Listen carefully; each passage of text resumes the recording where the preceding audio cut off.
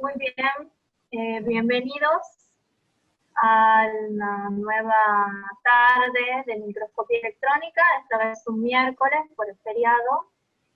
Y bueno, acá me acompaña Hernán y Alejandro del Centro de Microscopía Electrónica y también dos invitadas, Silvina Laza y Nadia Filipis. Estoy muy contenta de recibirlas.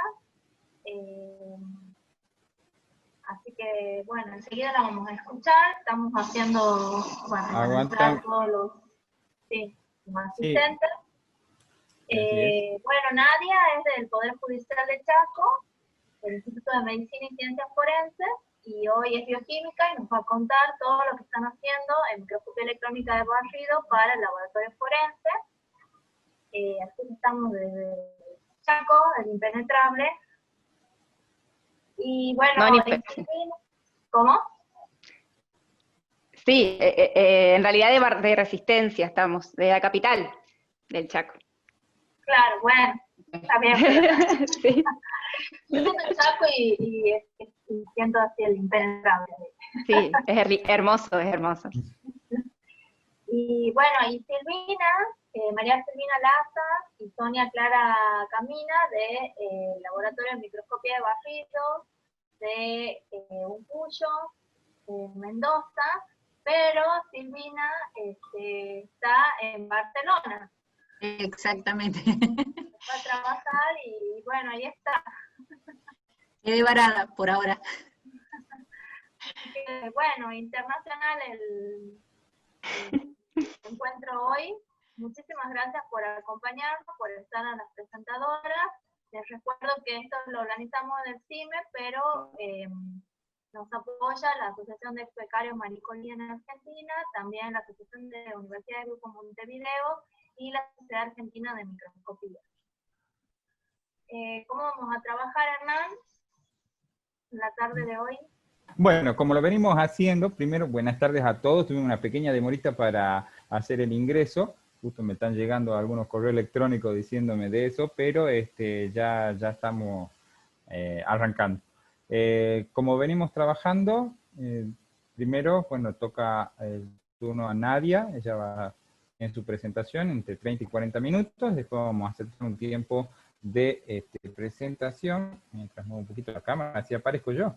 Después de ese tiempito tenemos un rato para contestar preguntas y de ahí arrancaremos con Silvina y con Sonia también. Bueno, perfecto. Nadia, te escuchamos. Bueno, muy buenas tardes a todos. Muchas gracias por la invitación, Virginia, Hernán, por organizar. Bueno, te voy a contar un poco lo que hacemos en el Instituto de Medicina y Ciencias Forenses con el microscopio electrónico y las evidencias, los indicios que pueden llegar al laboratorio. Esto era un temario rápido, digamos, de todo lo que vamos a dar, un poquito de las instalaciones del laboratorio para que conozcan un poco cómo es el IMCIF, el laboratorio de química legal, que es donde está el microscopio, y algunas aplicaciones, lamentablemente no todas las que hacemos, pero bueno, por lo menos las que algunas estamos implementando, mejorando, y las que hacemos rutinariamente. Pero bueno, este último tema de análisis de residuos de disparo, voy a dar nada más algún caso y algunas cuestiones en particular, ya que esto lo habló el ingeniero Manzano muy bien, excelente, como habló. Bien, en el contexto en el que estamos, este mapa me encanta porque representa a la Red Federal de Laboratorios de Investigación Forense. Nosotros estamos en el norte, en el nordeste, y somos sede del nordeste del programa de laboratorios de la Red Federal. Esto fue en el 2012. El IMCIF se creó en el 2008, y desde el 2008 se está aplicando calidad, ¿sí? Desde el inicio de este instituto. Ya en el 2013 participamos del Programa Nacional de Calidad provincial, y ganamos como como empresa pública, y como servicio público en realidad, porque somos un servicio, y ya en el 2015 certificamos la ISO 9001, en el 2017 ganamos el oro, el premio de calidad al Poder Judicial, y en el 2018 recertificamos la ISO 9001. ¿Cuál es el alcance de la certificación? El alcance de la certificación es la realización de las prestaciones, ¿sí?, desde la recepción de la solicitud hasta la emisión del dictamen correspondiente. A ver, Todo eso no se hace solo, sino que el recurso humano es muy importante.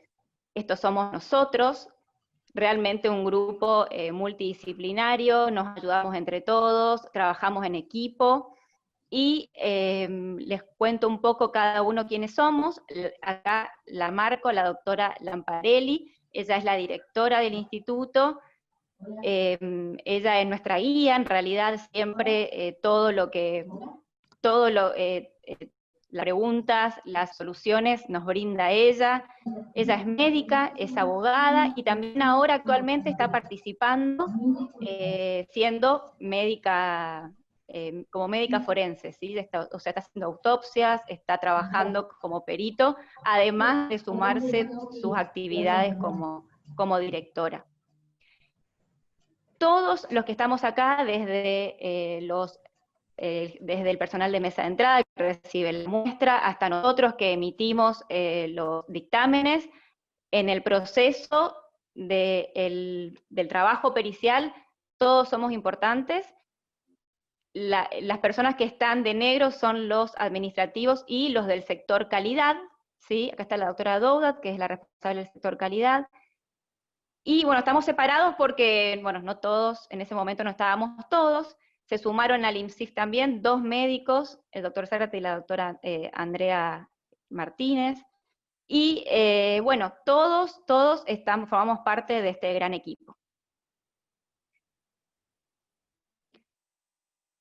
Como apertura a la comunidad, tenemos convenios marco con distintas universidades, con la UNE, con la UTN, la Universidad de Buenos Aires, la Universidad Austral, y justamente por tener este convenio, esta cooperación académica con la UNE, nosotros, que además formamos parte de la Cátedra de Toxicología y Química Legal de la Facultad de Ciencias Exactas, Naturales y Agrimensura, con el doctor Camargo, la doctora Bárbara Ricciardi, y también la doctora Torres, que ya es la titular de la cátedra, y el doctor Gonzalo Ojeda. Todos formamos un equipo, y gracias a eso los alumnos vienen a visitar y a trabajar en el laboratorio de los alumnos de bioquímica y licenciatura en química de 5º año de la facultad de la FACENA. También, a partir de este convenio marco, tuve la posibilidad de participar con ustedes en el taller de microscopía, de que ustedes vengan a visitar el lugar, de que vengan a conocer las instalaciones, y de formar parte del equipo, gracias a la invitación de Cristina y de Ceci del Servicio de Microscopía de la Universidad del Nordeste. Bueno, nuestra misión en la comunidad, ¿cuál es nuestra misión? Es brindar un estilo de investigación científica en la tarea pericial, ¿sí? Aportar excelencia a las prestaciones, y además colaborar con la administración de justicia con un carácter profesionalizado, interdisciplinario y permanente. Son muchos los sectores del instituto, pero me voy a enfocar al sector pericial científico-técnico. Está dividido en todo lo que es la parte clínica forense, tanatología, y el laboratorio de patología forense, que los responsables son médicos, y ahora se sumó odontología forense, que está el odontólogo forense también ahí. Todo lo que es laboratorio de biología molecular, laboratorio de toxicología legal y laboratorio de química legal, trabajamos bioquímicos y una ingeniera química en el laboratorio de toxicología y química legal. Perdón, de toxicología forense. Les muestro un poco las instalaciones. Ahí está la sala de autopsias. Desde la sala de autopsias vienen indicios que pueden ser procesados y observados en el microscopio electrónico. La morgue, este es el sector tanatología, acá se hacen las autopsias. Este es el sector clínica forense, donde en general para qué se utilizan estos lugares, para todo lo que esté relacionado con examen de lesiones, bueno, víctimas de abuso, por supuesto. Acá nosotros tenemos guardias y participamos junto a los médicos de guardia en diferentes extracciones a las víctimas, también toma de muestra de ADN, y en casos de accidentes también nosotros, los bioquímicos, extraemos muestras de sangre, o todo lo que esté relacionado con toxicología, también extraemos las muestras biológicas en estos lugares. Estos son los patólogos trabajando en su laboratorio de patología forense, el laboratorio de toxicología, el laboratorio de biología molecular, todos los integrantes, cada uno trabajando, y este es el laboratorio de química legal, donde trabajo junto al doctor Sergio Moro. Él es, bueno, tiene varias profesiones, es bioquímico, abogado y licenciado en criminalística. Acá está Rocío, que es bioquímica, que ella hace 5 años está trabajando con nosotros, y es especialista en bacteriología. Y el laboratorio de química legal tiene varias secciones. Se comunica con el microscopio, con el servicio de microscopía electrónica a través de un montacargas, ¿sí? Es decir, que todas las muestras se procesan en la planta alta, en el laboratorio, y van a ser derivadas al servicio de microscopía a través de un montacargas. Es decir, que todo lo que sea, todo lo que sean reactivos y algún tipo de elemento que pueda afectar al microscopio está todo arriba, ¿sí? Separado. Nosotros contamos, como el resto de los centros de referencia de los poderes judiciales, del Ministerio Público, de distintos lugares del país. Prácticamente tenemos casi todos un mismo modelo, ¿sí? Este es un microscopio EVO LS15, que cuenta con un detector de dispersión de rayos X, Oxford Instrument, y también tiene lo más importante, una de las cosas más importantes, que es el software Inca GCR. Yo uso el software Inca GCR como algunos otros servicios, pero también está el Aztec en algún servicio. La fuente de electrones es un filamento de tungsteno, y también, bueno, contamos con detector de electrones retrodispersados, también se puede utilizar para presión variable, y también contamos con un STEM, pero ese detector todavía no lo estamos utilizando con el análisis de indicios, todavía. Este sector también es de la parte de la planta alta, que forma parte del principal del laboratorio, donde se encuentra el metalizador y el microscopio estereoscópico. Son 2 herramientas principales y fundamentales para todo lo que sea procesamiento de muestras, como ustedes ya saben.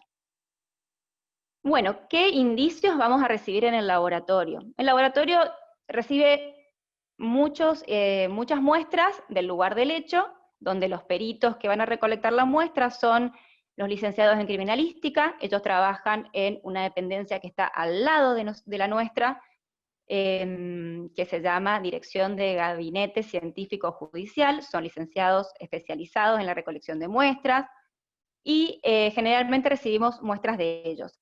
Como les dije anteriormente, también recibimos muestras de los procesos de autopsia, también recibimos muestras de aquellas extracciones de víctimas de abuso, principalmente todo lo que tenga que ver con manchas de sangre, de semen, todo el resto de material biológico.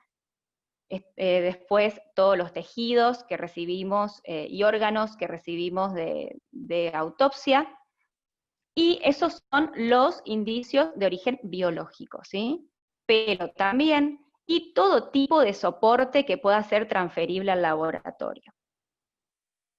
Todo lo que sea inorgánico, también tenemos la opción de lo transferible, lo que se puede transferir al laboratorio, porque es por ser pequeño, y lo que no sea transferible y que hay que recolectar una parte. Nos pueden llegar, dentro de lo que es orgánico, fibras, por ejemplo, y lo que es mixto, porque es orgánico e inorgánico, residuos de disparo, que si bien nosotros lo que hacemos es la determinación de inorgánicos, y todo lo que sea restos de pinturas son llamados indicios trazas, ¿sí? Los residuos de disparo como restos de pintura son indicios traza, que van a llegar al laboratorio y que pueden ser analizados por microscopía electrónica. También nos llegan muestras de combustible, pero bueno, esto es otra parte que lo analizamos con el FTIR, es decir, utilizamos el infrarrojo para analizar todo este tipo de evidencia o de indicios. Bueno, entonces, por lo que le conté anteriormente, nosotros en el laboratorio nos basamos en el principio de intercambio de Locard. ¿Qué dice? Que dice que siempre que dos objetos entran en contacto, se produce transferencia de material. Lo que se hace es recolectar el indicio, todos esos indicios que llegan. ¿Qué queremos demostrar con ese indicio en el laboratorio? Una vez que llega al laboratorio tenemos que demostrar que hubo, ¿sí? que hay relación entre el lugar del hecho y la víctima, el lugar del hecho y victimario, entre la víctima y el victimario. Cuando nosotros podemos o tenemos, a través de una técnica, podemos hacer eso, darle valor agregado a este indicio, lo convertimos en una evidencia que cuando lo vamos a emitir en un dictamen pericial, el fiscal o juez puede utilizarlo como un elemento de prueba de acuerdo a la hipótesis o el hecho que quisiera demostrar. Bueno, una de los indicios que nosotros investigamos y que investigamos hace un par de años, pero que últimamente lo estamos mejorando, es la investigación de asfixia por sumersión. En este caso nosotros, el laboratorio lo que hace es colaborar con el médico forense en el diagnóstico de asfixia por sumersión. Nosotros acá en esta zona, que es una zona litoraleña, suelen ocurrir en este tipo de lugares, como lagos, el anterior al Río Negro, que está bastante seco, lagunas, y el río Paraná, que eso sí lo compartimos con Corrientes. Esta es la mirada, este es el río Paraná mirando de frente Corrientes, nada que ver, no hay playa de este lado, pero bueno, son lugares, ¿sí?, donde puede ocurrir asfixia por sumersión, ¿sí? Les explico un poquito cuál es el mecanismo fisiopatológico de la asfixia por sumersión y a partir de eso, cuáles son los indicios que podemos encontrar en el cuerpo de una persona para demostrar que hubo asfixia por sumersión. Y acá les digo, bueno, en realidad, cuando ocurre la asfixia por sumersión, va pasando por varias etapas, ¿sí? Hay varias fases que están muy bien definidas. Pero lo que quiero que ustedes retengan es que en la última fase hay una hipoxia severa que hace o que lleva a una situación donde se produce la inconsciencia y la pérdida de los reflejos de las vías respiratorias. Y la consecuencia de eso es la entrada de agua a los pulmones. La entrada de agua a los pulmones va a, el agua del lugar de sumersión, que puede ser el río Paraná, puede ser alguna laguna, va a ingresar con los componentes que estén en ese agua, en una determinada cantidad. ¿Sí? Bueno, y después, en sala de autopsia, van a ver, el médico forense y el equipo va a realizar los hallazgos macroscópicos, que a veces pueden estar presentes como no. Lo mismo pasa con los hallazgos microscópicos con el médico forense, patólogo, ¿sí? ¿Qué pasa? Todo depende del momento en el cual fue hallado el cuerpo. Acá los estados de putrefacción, ¿sí?, el avance de la putrefacción va a disminuir la calidad de las muestras que puedan llegar a ser analizadas o aquellos signos que se puedan llegar a encontrar y que puedan ser patognomónicos de la asfixia por sumersión. ¿Qué podemos hacer nosotros desde el laboratorio? Hay un montón de opciones, ¿sí? En la comunidad forense, ustedes si se ponen a investigar sobre el tema van a ver que hay un montón de opciones, desde la determinación de metales, marcadores bioquímicos y los exámenes biológicos, que es en lo que nosotros nos abocamos, específicamente la búsqueda de microalgas como las diatomeas. En el caso de los exámenes químicos hay que tener en cuenta si la víctima se ahogó en agua salada o en agua dulce. En el mar, ¿sí? Que el agua es hipertónica en comparación con el podemos encontrar varios datos que nos pueden ayudar.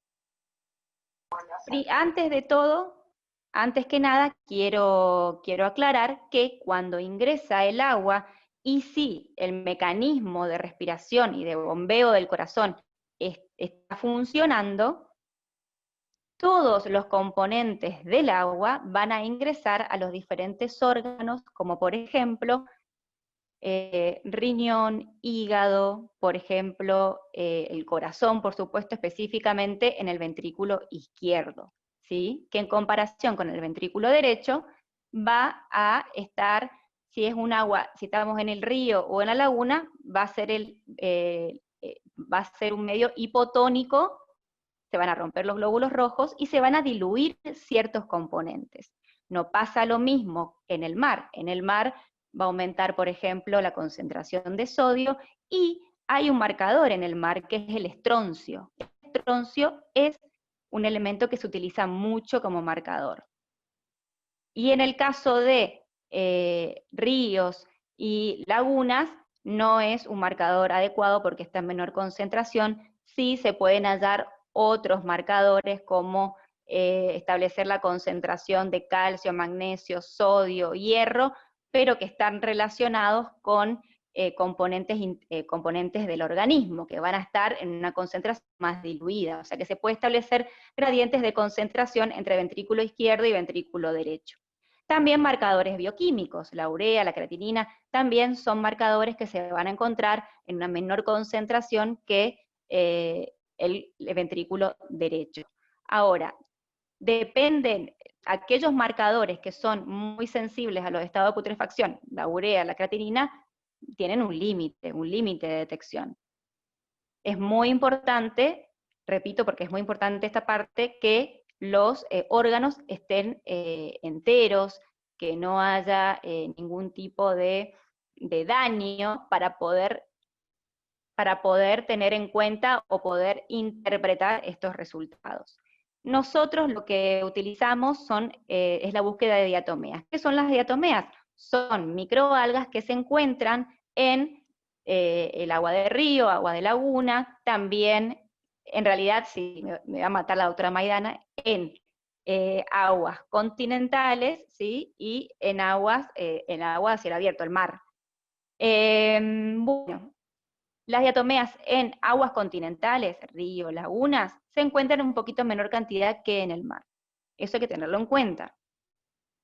Otro tipo de marcador biológico son los protozoos ciliados y las bacterias, ¿sí? Las bacterias, por ejemplo, pseudomonas, algún tipo de vibrio que esté presente en el agua, pero previamente hay que hacer siempre una comparación. Es decir, que para poder analizar todos estos indicadores de asfixia por sumersión, es importante tener en cuenta la muestra del lugar del hecho, ¿sí? La muestra donde ocurrió el ahogamiento, y estamos hablando del agua en el cual fue hallado el cuerpo. Eso es muy importante. Bueno, ¿qué hacemos nosotros? Recibimos muestras de sangre, ventrículo izquierdo, ventrículo derecho, estamos optimizando esa técnica ahora, pero esto va a depender del estado de putrefacción, como les dije anteriormente. todo tipo de órganos, principalmente la médula ósea, porque la médula ósea con el paso del tiempo se mantiene relativamente estable en comparación con el resto de los órganos. También podemos recibir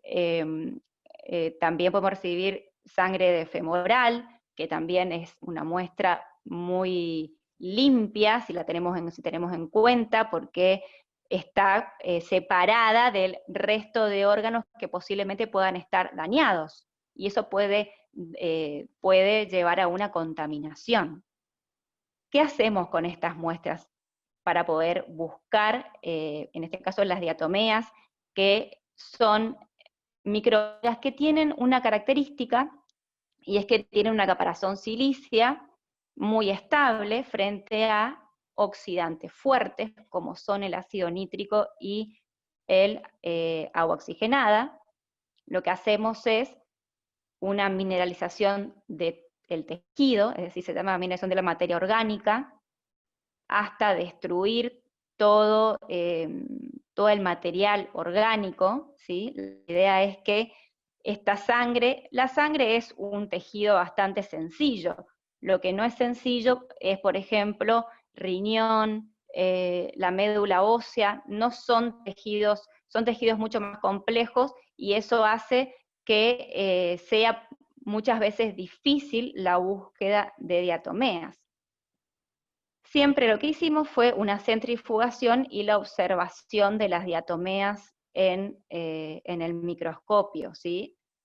A 600 aumentos. Esto fue lo que siempre hicimos, pero desde el año pasado estoy optimizando esta técnica para ver cuál es la mejor opción que tenemos con respecto a el estado de putrefacción, que ahí, y bueno, ya el número de muestra y calidad no es el que estamos, no es el adecuado para todas las muestras, incluso para la sangre, puede llegar apenas a veces un esternón, porque el resto del cuerpo no está. Bueno, son muchas situaciones que que hay que tener en cuenta y analizar el caso por caso, porque cada caso es distinto y hay que evaluar cuál es la muestra de mejor calidad para la representación de lo que queremos buscar. Antes de que me olvide, esto es una manta calefactora, ¿sí? Se calienta la muestra, ¿sí? Con ácido nítrico, por ejemplo, se puede usar peróxido de hidrógeno u otros oxidantes un poquito más débiles también se pueden utilizar. Bueno, hay muchas técnicas, muchas variables. Nosotros por ahora estamos buscando cuál es la que se adecua a cada tejido, a cada órgano. Bien. Antes que nada, quiero agradecer a la doctora Nora Maidana porque me brindó un montón de información, incluso sus trabajos cuando vino a esta zona a identificar y caracterizar diatomeas. Muy interesante porque los tomo como patrones, ¿sí? Como comparación para ver cuál es la población que hay acá en esta región. También quiero agradecer a Vanessa Tartalini porque me prestó un montón, me dio un montón de información también, y consulta, están siempre, y Patricia Sarmiento también, una genia. A las tres realmente les debo un montón porque gracias a ellas pude ahondar más en el tema y ver cómo mejoramos esta técnica, ¿sí? Bueno, fíjense acá, en la foto que está en la parte inferior izquierda, fíjense toda esta matriz que molesta un montón, ¿sí? Esto era de médula ósea. Fíjense lo difícil que es eliminar este tejido. Esto se hizo con presión variable, y algunas muestras, bueno, de algunos casos, creo que estos son del río Pilcomayo, inclusive en Formosa. Bueno, la idea es mejorar esto. Yo no soy experta en la toma, como verán, no soy la experta en toma de buenas imágenes, pero falta todavía. Nada más quería mostrarles, lo que quiero mostrarles es el aumento, la magnificación, ¿sí? Es súper, súper alta. y es un trabajo la búsqueda. Por eso es importante que eliminar toda la posible matriz que esté molestando. El año pasado encontré esto, que bueno, la verdad que me quedé por el tema de la pandemia, lo dejé en stand-by, pero estoy volviendo. En vez de este equipo de trabajo, que acá les dejo los datos porque es muy interesante, ellos me parecía interesante porque tenían los mismos problemas que tenía yo, en todo lo que es el mineralizado de la materia orgánica, a mano, y después sedimento y al microscopio, ¿sí? Eso era lo que hacían ellos, lo mismo que hacía yo. Pero ellos optimizan la técnica con una digestión automática, que ahí yo no voy a poder, pero no importa, porque es muy caro, y una filtración al vacío, ¿sí? Previa digestión de la materia orgánica, ¿sí? Un filtrado que me permita después poder recuperar las diatomeas más chiquitas, ¿sí? Que las que se pierden en el proceso de centrifugación.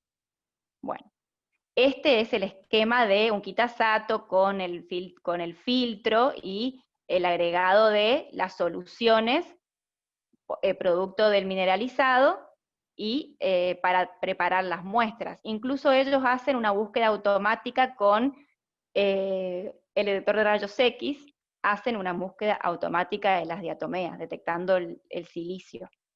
Pero bueno, aumenta mucho, disminuye mucho el tiempo de trabajo.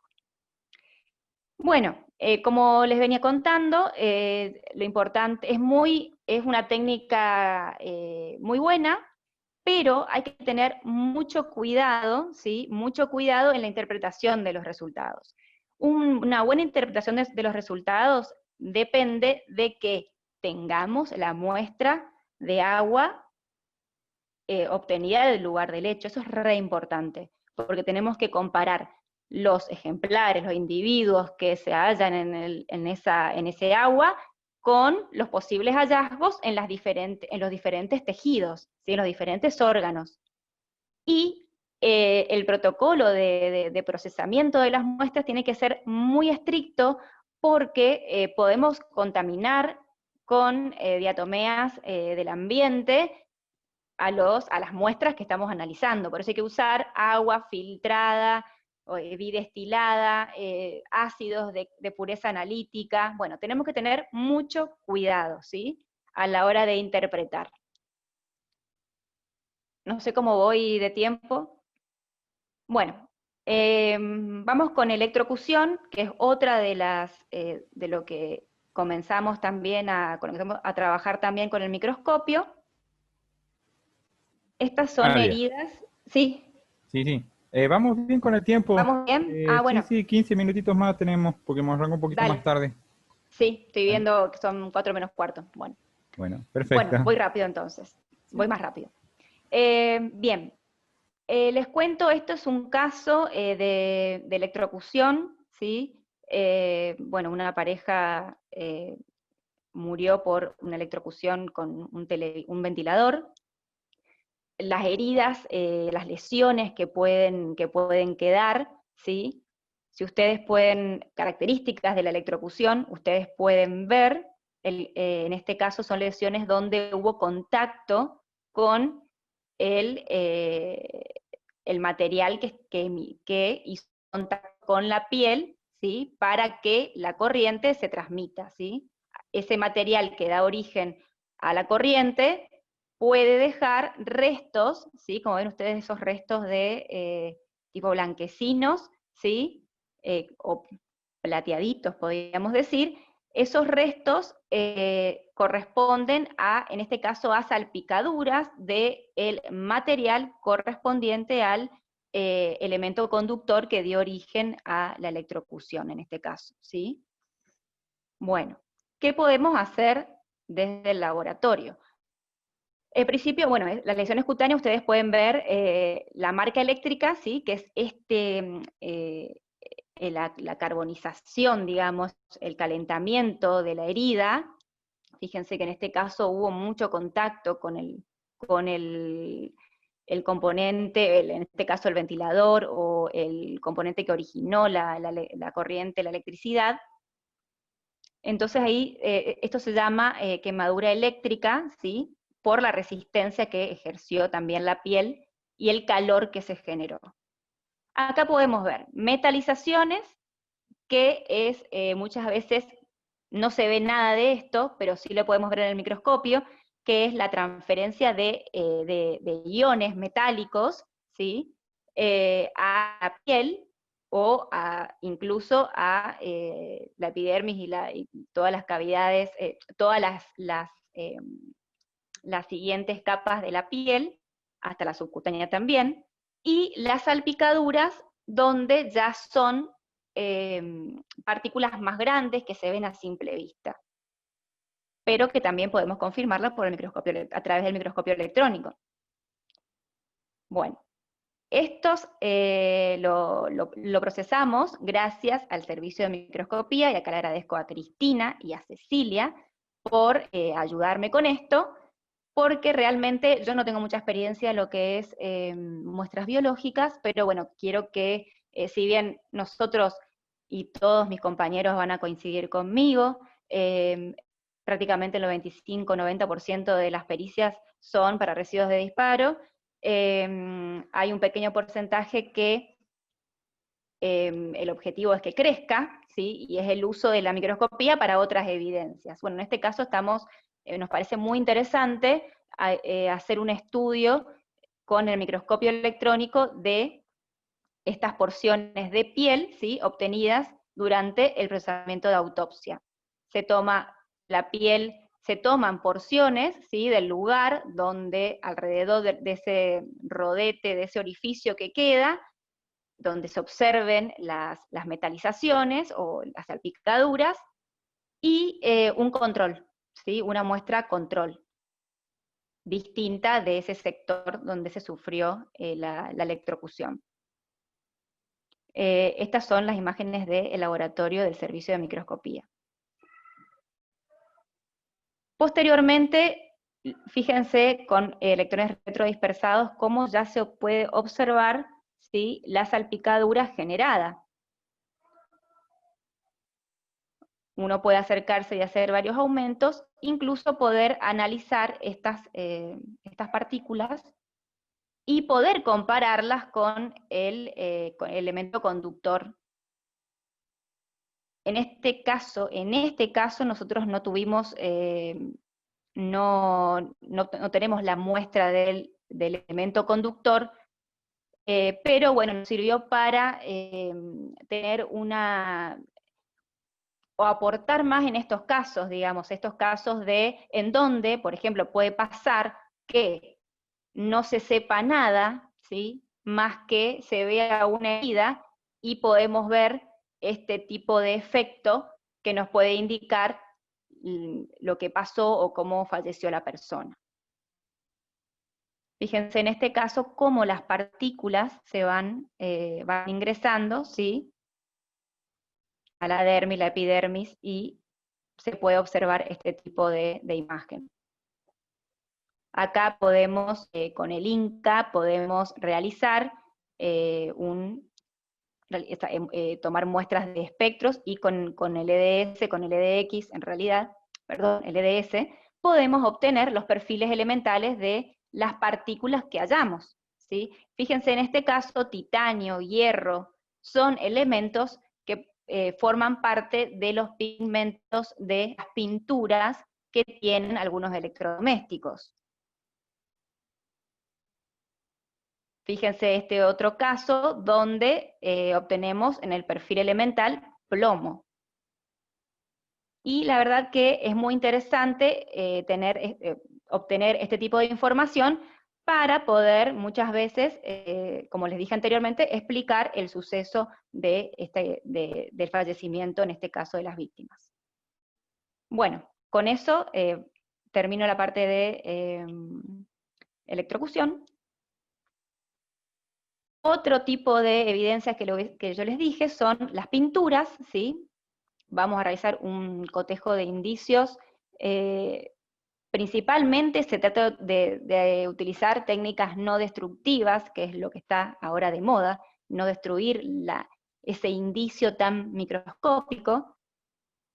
Nos pueden llegar muestras de pintura, ¿sí? En algún caso de homicidio, donde se lesionó a una persona, se atropelló a alguien y ese auto se fugó, algún accidente de tránsito donde ocurrió algún tipo de fallecimiento y después fuga, robos, ¿sí? Las herramientas utilizadas para abrir caja fuerte o para abrir algún tipo de elemento que deje rastros en las herramientas, ¿sí?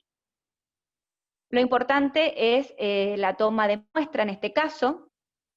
Vamos a tomar la muestra, fíjense en el auto, vamos a tomar la muestra en este sector donde estuvo el impacto, y vamos a tratar de encontrar pinturas o restos de pinturas que sean distintas de la del auto que estamos tomando la muestra. Esas son las muestras dubitadas que hay que cotejar. La muestra indubitada o patrón o testigo se va a tomar también en el mismo lugar, pero nos alejamos del sector de impacto, pero tenemos que intentar de que sea, por ejemplo, en este caso, en el capó del auto, digamos, no podemos ir a la puerta o a otro sector distinto, porque no sabemos este auto qué sucedió con este auto anteriormente, es decir, si sufrió algún accidente y lo pintaron de vuelta, ¿sí? Eso hay que tenerlo en cuenta, o se cambió totalmente alguna parte, eso es importante. En este caso también nos pasó, donde en sala de autopsia se encontraron una pequeña porción de pintura y después, posteriormente, fue cotejada con el auto sospechoso. Bueno, es lo que le dije anteriormente, ¿sí? Lo que le comenté, ¿sí? ¿Qué muestras hay que tomar? Las muestras de referencia, las muestras de cada vehículo, y qué solicitud de pericia puede llegar. Por ejemplo, realizar cotejo de las muestras obtenidas de los vehículos participantes en el siniestro que se investiga en las presentes actuaciones. Determinar si la muestra de pintura hallada en el cuerpo de tal persona se corresponde con la muestra obtenida del automóvil, marca Ford, modelo Fiesta, patente. Esos no son datos reales, los inventé. Ford, modelo Fiesta, eso no es real. Así que, bueno, eso es lo que puede llegar, nos pueden solicitar desde la Fiscalía. Bien, las muestras de pintura son indicios muy ricos, ¿sí? La verdad que tienen mucha información. Fíjense, por ejemplo, todas las capas que pueden tener, los componentes que pueden haber, inclusive, por un lado tenemos componentes orgánicos como las resinas, ¿sí? Melamina, cloruro de polivinilo, acetato de polivinilo, y todos los pigmentos, amarillo de cromo, amarillo óxido de hierro, amarillo de zinc, son digamos, compuestos que se pueden hallar cuando realizamos un perfil elemental con el microscopio electrónico y el detector de rayos X. Entonces, ¿qué es lo más importante? La descripción física. Tenemos que describir el número de capas. Cada capa, qué brillo tiene, cuál es el color que tiene, todo esto lo vamos a realizar con el estereomicroscopio, ¿sí? O microscopio estereoscópico. Es muy importante esta etapa porque en esta etapa podemos ya resolver el análisis. Si todo es igual, ¿sí? Si las capas son las mismas, si los colores son los mismos, tenemos que seguir con el examen físico. Otro detalle es que también pido colaboración y que pido prestado este espectro comparador de documentos, que si bien es de documentos, se me ocurrió utilizarlo para hacer cotejos de pintura, porque lo que tiene este espectro comparador es que uno puede hacer incidir diferentes radiaciones, tanto infrarrojas, todo tipo de filtros del espectro visible, poder combinarlas, y poder ver cómo la muestra reacciona a estas diferentes radiaciones. Fíjense que en este caso, en el caso de la imagen inferior, cómo ese color rojo, ¿sí?, desaparece cuando acá aplicamos radiación infrarroja, ¿sí? Fíjense los detalles que también pueden sumar a lo que es la búsqueda de semejanzas o de exclusiones. Estamos haciendo acá un cotejo de pintura. Y después el microscopio, por supuesto, que nos va a dar la otra parte, ¿sí? Vamos a seguir investigando toda la parte física, ¿sí? Y acá también con los electrones secundarios, los retrodispersados, ¿qué podemos ver? Rugosidad, la topografía, cómo es, podemos ver también el brillo con los electrones retrodispersados, y ahí podemos pensar que los componentes que están en la capa rugosa no son los mismos que en la capa más chiquita del medio, y que la capa que está inferior también es diferente. Bueno, entonces podemos ahí tener más información que se suma a nuestro cotejo. Podemos hacer un mapeo, ¿sí? Podemos ver dónde están ubicados cada uno de los elementos. Por ejemplo, fíjense el titanio en este caso, se encuentra, yo puedo elegir el titanio y puedo ver cómo se distribuye en la capa de pintura. Se distribuye también con el aluminio, fíjense, el aluminio y el titanio, lo cual coincide con el brillo por el peso atómico que tienen. Y fíjense acá también el silicio, ¿sí? El número atómico va a ayudar acá en la interpretación de las distintas evidencias que estamos analizando. Bueno, esto es un ejemplo, como como hacemos nosotros, ¿sí? La planillita, vamos anotando, ¿sí?, los puntos de semejanza y de exclusión. Y como les dije antes, el examen físico es la etapa, no puede faltar el examen físico, ¿sí? Es justamente la etapa que nos puede hacer seguir al examen químico, o nos puede llegar, o podemos llegar a finalizar el cotejo, ¿sí?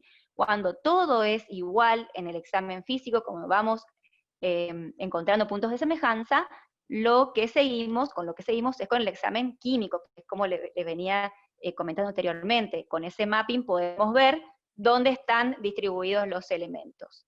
También podemos utilizar otras tecnologías, también podemos utilizar el FTIR, pero por ahí, en nuestro caso, si voy a usar microscopía microscopía por FTIR, necesito nitrógeno, y por ahí no está disponible, entonces ya con esta técnica yo puedo solucionar, ¿sí? Puedo llegar a obtener muchísima información, puedo llegar a una buena conclusión y y aportar a la causa de investigación, ¿sí? Bueno, esto en realidad, fíjense, esta muestra es muy fea, pero quería que ustedes la vean, que vean que esto oscuro es esta capa transparente, y que si hacemos el mapping, principalmente es el cloruro, que seguro es del cloruro de polivinilo, que es esa cobertura que le da justamente a los autos o a cualquier elemento que esté pintado, ¿sí?, que le da protección justamente. Entonces, ¿cómo interpretamos los resultados? A partir de los resultados obtenidos se concluye que existe correspondencia en cuanto a las características físicas y perfil químico elemental en las muestras de pintura obtenidas del automóvil marca Ford y la pintura hallada en el cuerpo de la víctima durante el procedimiento de autopsia. Bueno, y ahí tenemos que colocar el código, fecha, nombre de la víctima, dando trazabilidad a las evidencias que analizamos, ¿sí? Nosotros no estamos diciendo que tal persona chocó a tal persona, lo que estamos diciendo es que la pintura que fue hallada en el cuerpo tiene características físicas y perfil químico, existe semejanza, o sea, son semejantes las características. Y con eso el fiscal puede confirmar una hipótesis o descartarla, ¿sí? Eso es lo importante. Nosotros damos un informe objetivo, no subjetivo, es objetivo.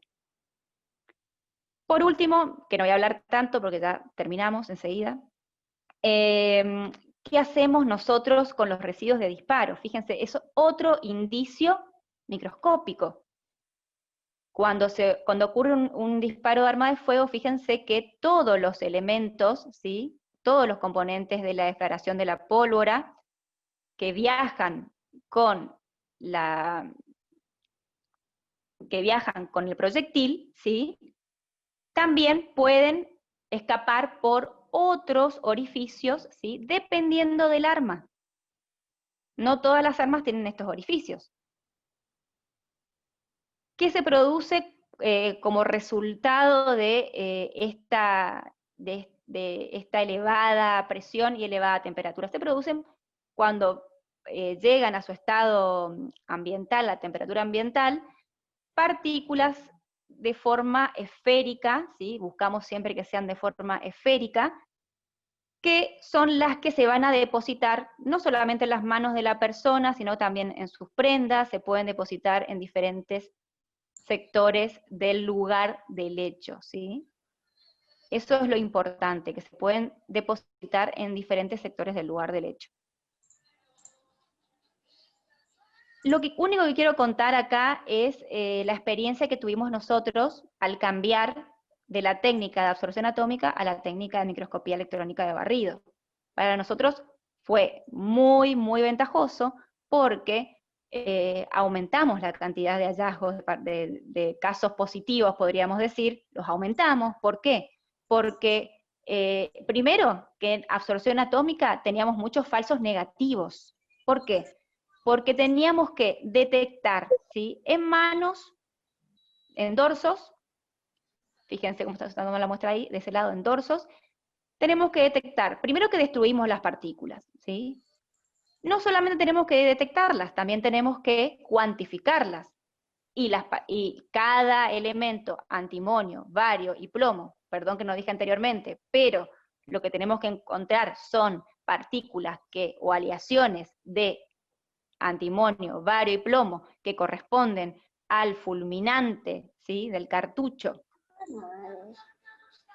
Entonces, y el plomo que también puede estar, bueno, el antimonio también puede estar en varias partes, y todos los elementos que están anteriormente estén depositados en el arma. Lo que buscamos nosotros son el antimonio, el bario y el plomo. Por separado. Los buscamos y tenemos que llegar a un perfil de concentración. Si este perfil de concentración, esta relación, ¿sí?, de concentración entre los tres elementos no está presente, no corresponde con trazas compatibles con las que se pueden obtener cuando se realiza un disparo de arma de fuego, que es la conclusión, ¿sí? Con la microscopía electrónica eso cambió porque es una técnica mucho más sensible, detecta partículas, micropartículas que se depositan en todas partes, ¿sí? Y lo característico es justamente encontrar las partículas características, que me van a decir que estoy en presencia de una población de partículas, tanto las partículas características como las consistentes que la acompañan, estoy frente a una población de partículas que provienen de un disparo de arma de fuego. Usamos un adhesivo, ¿sí?, que son los dispositivos que ustedes algunos conocen, y posteriormente esa muestra queda para siempre adherida ahí. Yo la puedo analizar varias veces, para una contrapericia, por ejemplo. Y además de eso, sumamos más muestras. Las prendas son muy importantes, y hay que fijarse bien en qué lugar hay que recolectarlas. En hombres principalmente recolectar bolsillos, zona de pectoral, puños, ¿sí? Es muy importante recolectarlas porque las partículas, digamos, nosotros tuvimos la experiencia, y también creo que hay muchos trabajos de eso, donde se confirma que las partículas permanecen por más tiempo entre las fibras, y el posible hallazgo entre el hecho de disparar y la toma de muestra, que pueden ser, por ejemplo, varias horas, si no se halló al disparador, pueden pasar varias horas, entonces ahí comienzan a tener mucha importancia este tipo de muestras, que con acción atómica no podíamos hacer. Y lo que quiero que tengan en cuenta acá son las diferentes fibras, porque, por ejemplo, en este tipo de fibras la posibilidad de hallazgo de partículas es alto, pero en las que tuvimos casos negativos son las camperas rompeviento, y más si la persona después anda en moto. Esa nunca tuve, en este tipo de telas nunca tuvimos la posibilidad de hallazgo de partículas. Sí. Bueno, sí, terminamos. vamos Bueno, cerrando. las prendas tienen que venir así, bien cerraditas, pero en sándwich, digamos. O sea, no podemos doblarlas así nomás. Tenemos que previamente ponerlas como si fuese un sándwich entre dos papeles, ¿sí? Y que no se toquen entre las distintas partes de las prendas. Solamente decir también que nosotros, todos los peritos que realizamos y trabajamos con microscopía electrónica, tenemos nuestro protocolo unificado, no solamente para nosotros, sino para los que trabajen con que hagan este tipo de análisis, que presten servicio a la justicia, y hasta ahora el criterio es al menos una partícula característica y al menos una partícula consistente. Hasta ahora. Tenemos que seguir todavía y nos merecemos una reunión con los chicos, con los peritos, que ya la vamos a hacer. Bueno, nada más era mostrarle un poco cómo hacemos el trabajo, pero bueno, era mostrarles cómo hacemos nuestro trabajo constante, y así ver, después del análisis que nosotros elegimos, que calibramos y que elegimos todas las condiciones para poder hallar las partículas, cómo las partículas se distribuyen en la superficie del portamuestra, por supuesto. Y bueno, acá estamos calibrando con cobalto, rodio y oro, en este caso es cobalto y oro, para ver las partículas así, todo negro y las partículas brillantes. Este es mi control de mi campo, yo elijo un campo para pasarlo por cada muestra porque mi equipo se mueve, en el momento que se mueve la platina, y con este campo no solamente confirmo que las condiciones que yo elegí desde el principio son las mismas, sino que también si se movió la platina. Bueno, este era un caso nada más de cómo obtener, en este caso, un arma que tiene un tubo cañón largo, y fíjense que como acá, en este caso, era un caso de un homicidio, pero esta chica es licenciada en criminalística y es de gabinete científico, que le agradezco un montón a todos los chicos, porque con un grupo que se llama Foro Criminalístico, estamos en contacto con los chicos de todo el país, perdón, de toda la provincia del Chaco, y estamos en contacto y todo el tiempo estamos digamos, hablando sobre qué podemos hacer para este caso, para este otro caso. Entonces, siempre hay una comunicación con todos los chicos de criminalística de la provincia del Chaco.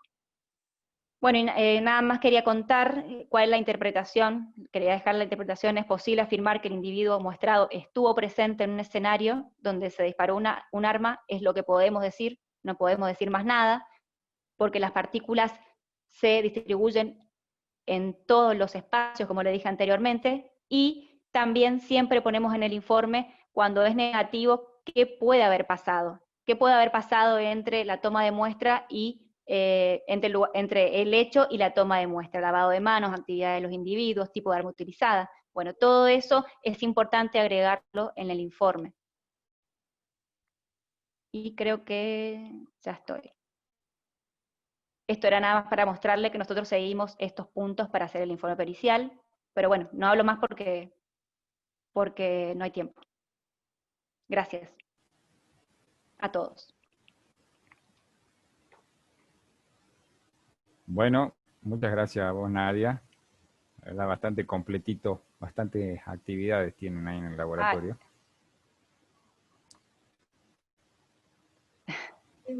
Hay de todo, pero no se puede mostrar todo, lamentablemente. No, súper completo. Se entendió todo muy bien.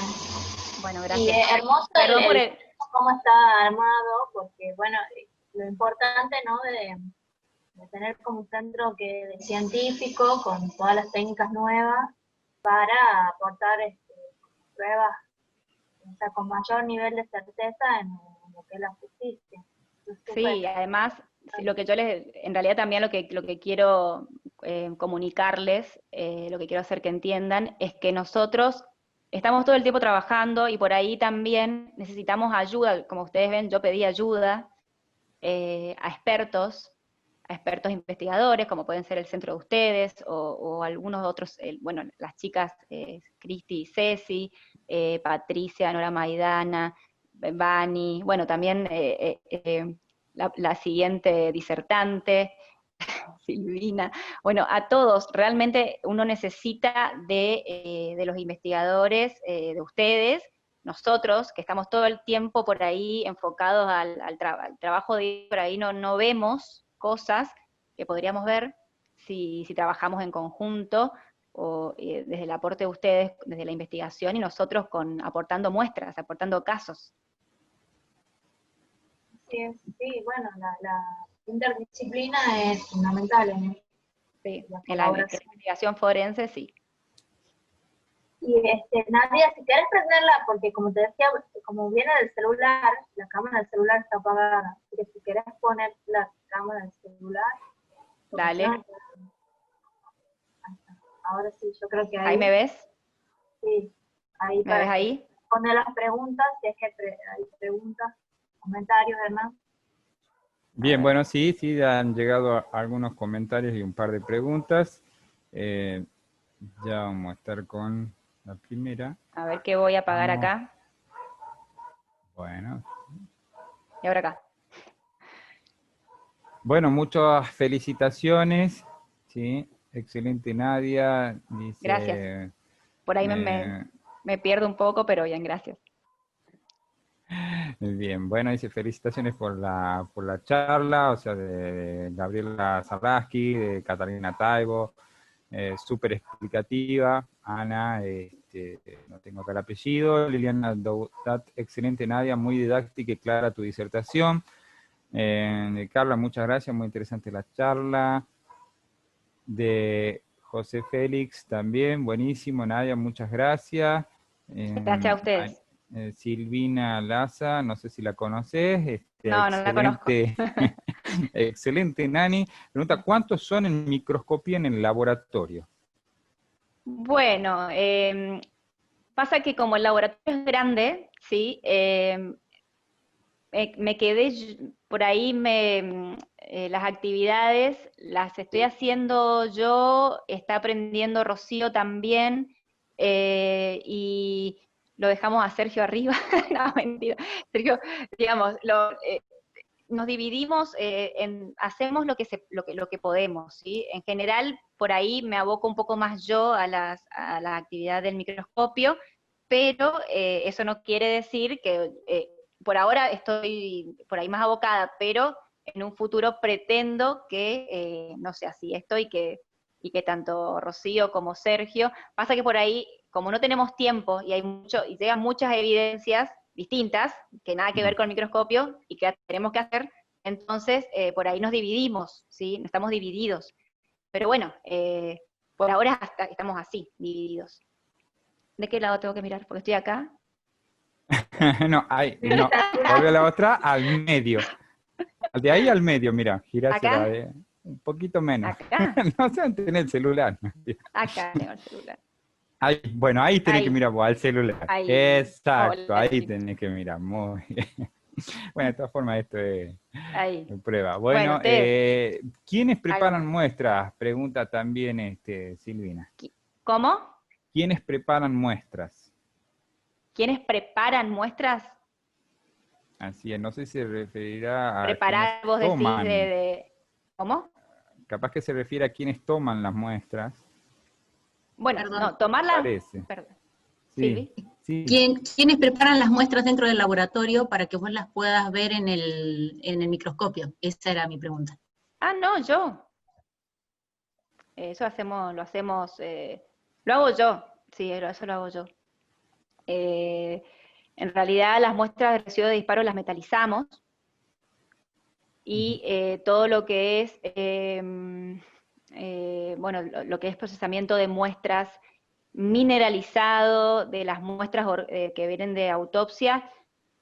Como esto yo lo hago hace años porque yo por la cátedra en toxicología química legal que les comenté que yo trabajo, y esto lo hacemos en realidad para determinación de metales por absorción atómica u otras técnicas más. Entonces, es la misma técnica, nada más que con algunos cambios dependiendo de el oxidante que utilizás y demás. Lo hago yo por ahora, y Rocío también está aprendiendo, Sergio también, lo que es procesamiento, ¿sí? Lo que es eso. Después, lo que fue el procesamiento de las muestras de electrocución, ¿sí? De heridas por electrocución, eso tuve que le pedí ayuda a Cristi y a Ceci. Sí, le pedí ayuda a ellas. Estoy pensando en ver qué posibilidad tengo de utilizar presión variable también. Podría ser. Pero por ahora voy con eso. ¿Algo más? Estoy mirando una también. última, sí, una última Probaron pregunta. enzimas. Ah, Exacto, eso. Silvi, no probé enzimas. Bueno, podría ser. Podría ser. Estos son planteos que también eso me gusta, que me digan qué opciones tengo, porque capaz que hay cosas que no tengo por ahí conocimiento ni las vi, pero bueno, es una buena opción. Enzimas, me suena caro. Me suena a costoso. Bueno, No sé, veremos. Vamos a ver, puede ser.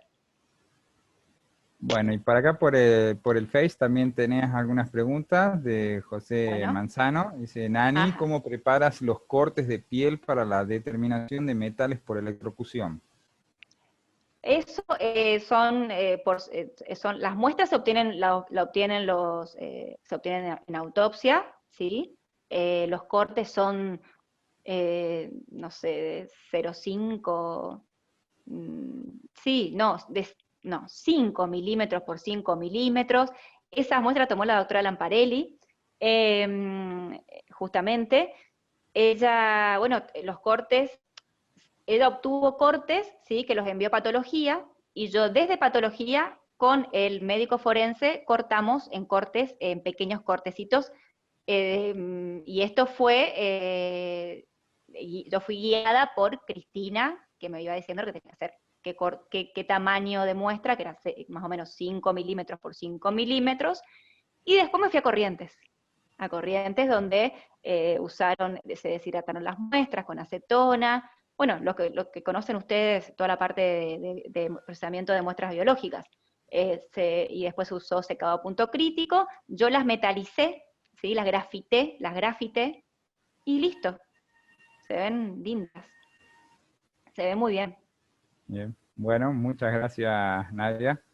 Nada. Hay muchos saludos, muchas felicitaciones, mucho Bueno, gracias agradecimiento, a Nadia. todos, gracias, muchas gracias.